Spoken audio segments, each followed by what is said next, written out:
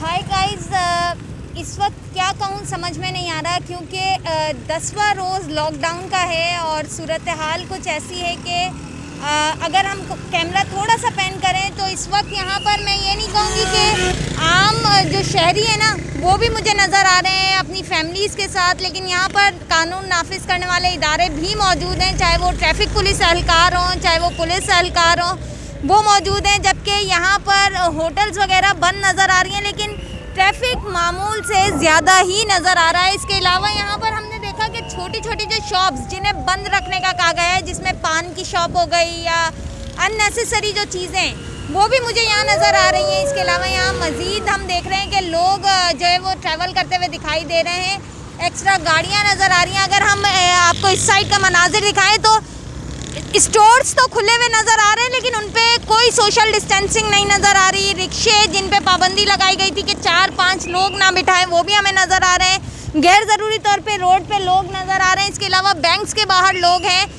तो पूरा अगर मनाजिर के ओवरऑल बात करें तो 10 दिन के लॉकडाउन में आज एक सूरत हाल तो बहुत अच्छी है कि कराची में केसेस नज़र नहीं आए, लेकिन इन केसेस को रोका जा सकता है अगर हम थोड़ी सी एहतियात कर लें। मैं बार बार अपनी वीडियोस में एक ही बात कहती हूँ, सोशल डिस्टेंसिंग रखें, एहतियात करें, क्योंकि ये कोरोना से लड़ने का सबसे मुफीद हल है। इसकी कोई वैक्सीनेशन नहीं है, कोई इलाज नहीं है।